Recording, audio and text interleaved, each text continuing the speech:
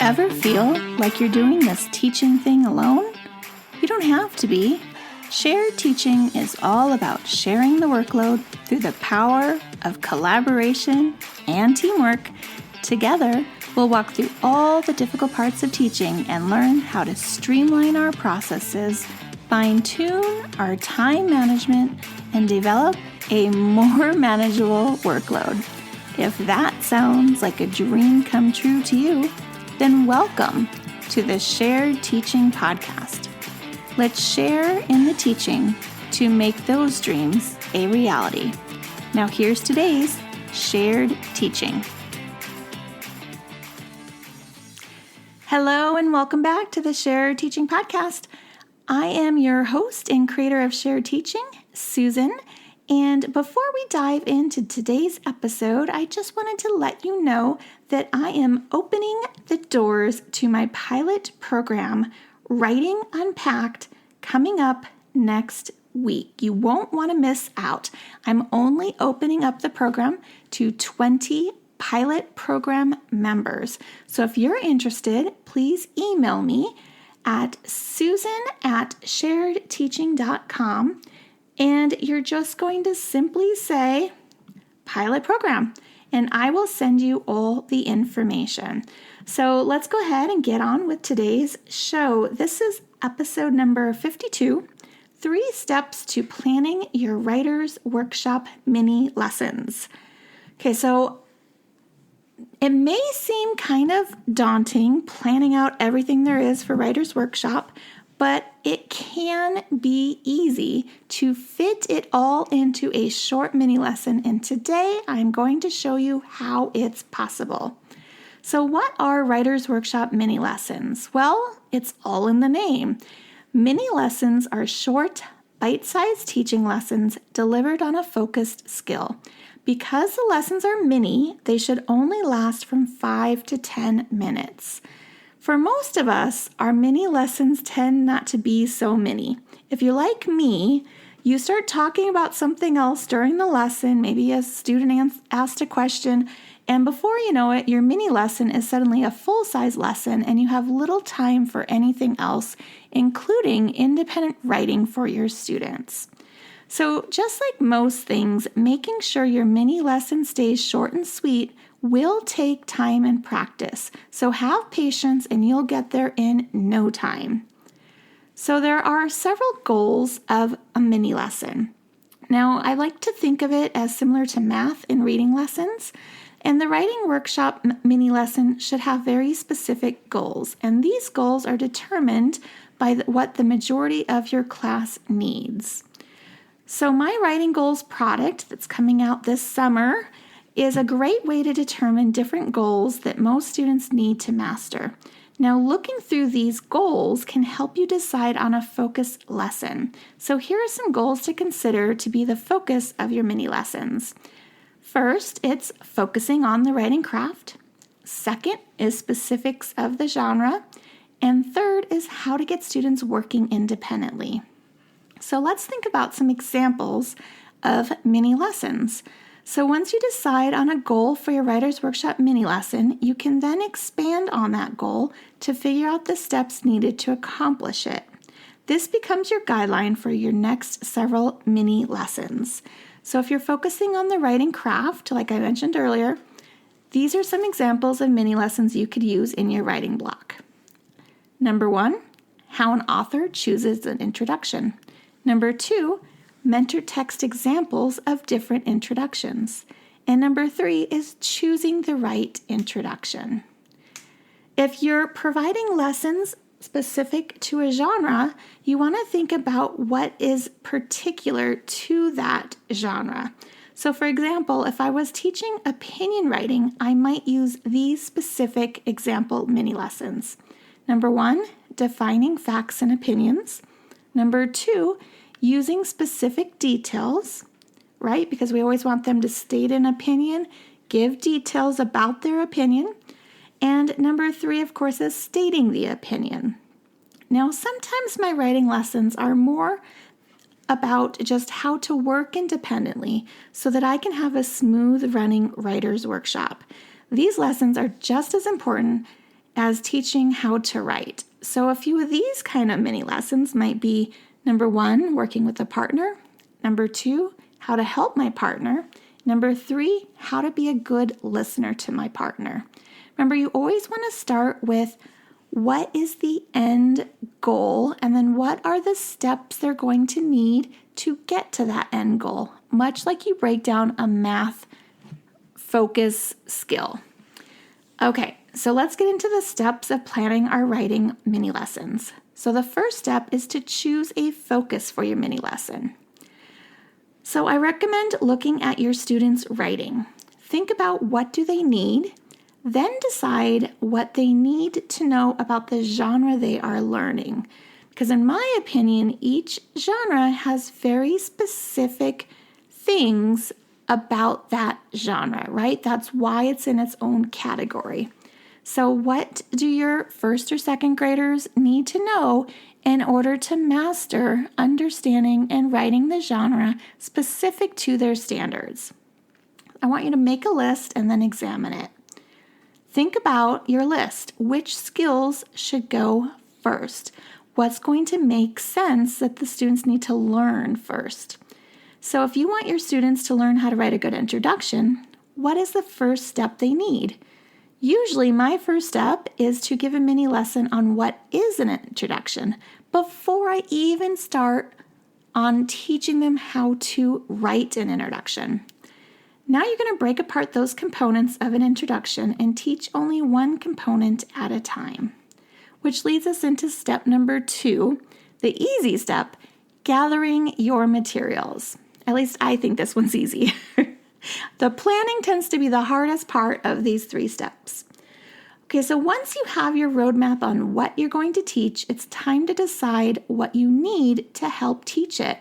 Will you be teaching using slides? Are you using a document camera? Maybe both. This is what I use in my own classroom. I have a document camera and slides, and I project them using my smartboard.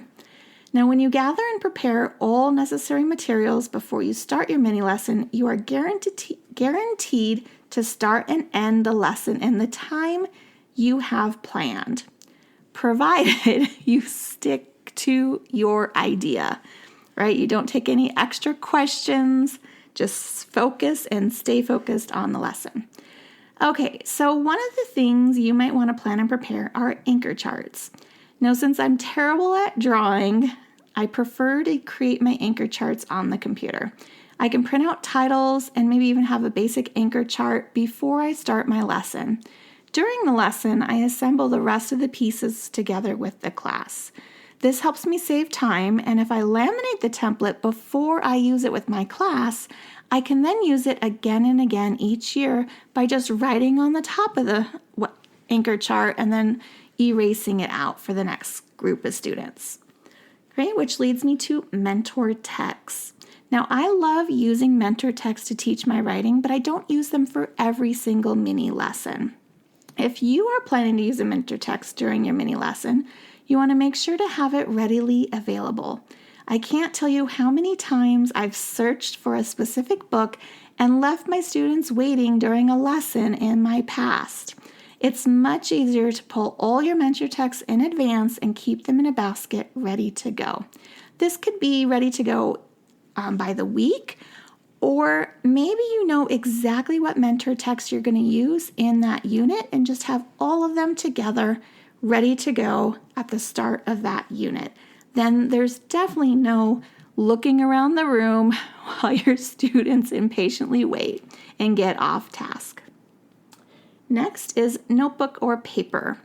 I often model how to complete the student independent work using loose leaf notebook paper and their idea composition notebooks. I use my document camera to project these onto my smartboard so all the students in the class can see my work clearly.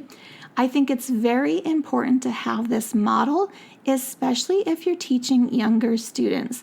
They need to see how you're forming the letters, they need to see how you're sounding them out, and they need to see how you're thinking through your writing. And you can only do this when you are explicitly modeling it. Which brings me to the student materials. So if you photocopy papers for student work, you need to make sure to have all your copies needed. I like to plan one subject for each planning period that I have, and then I take all my master copies that I need for the following week to the photocopier on Fridays. Then I can batch all my copies at once and save time during my planning period because I'm not running back and forth to the copier every single day.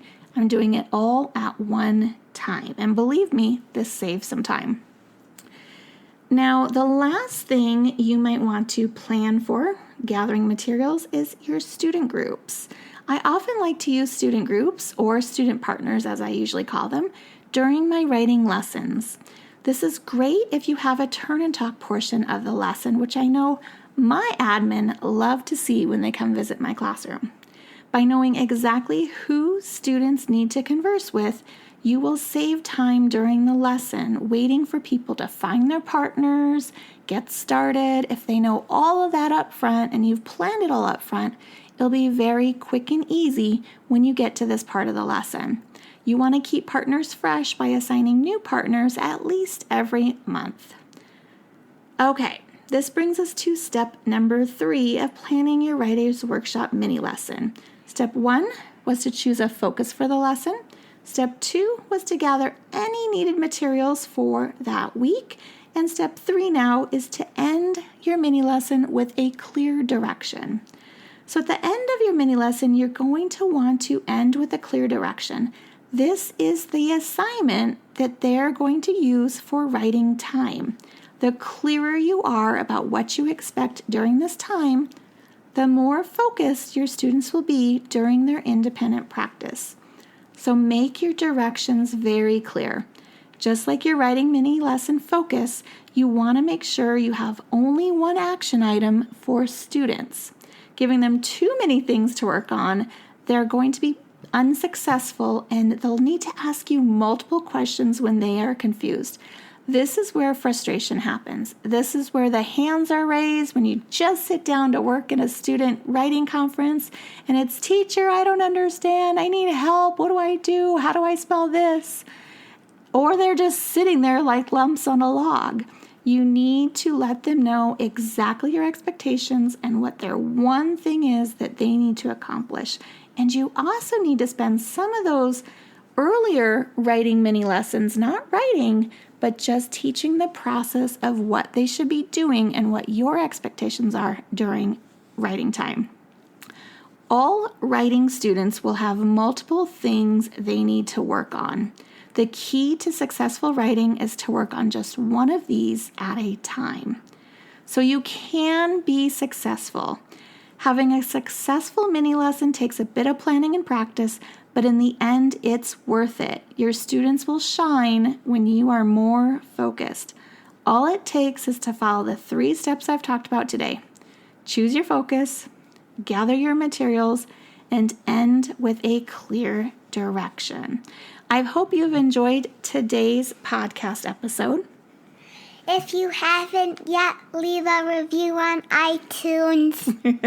We would definitely appreciate getting a shout out so more people can learn about this podcast. And again, if you're interested in joining my pilot program, Writing Unpacked, where you can get me as your step-by-step writing coach this summer, remember the doors are opening on July 6th. Just send me an email, susan@sharedteaching.com, and put the message pilot program, and I will send you all the details you need to know to get one of those 20 spots. Bye for now. See you next week. If you've loved this show, then join me in sharing the teaching, Hitting that subscribe button, and leaving us a review on iTunes, so we can be found by more teachers like you who are ready to start sharing the workload. I hope you've enjoyed this episode. Find new episodes each week on sharedteaching.com. Thanks for listening to the Shared Teaching Podcast.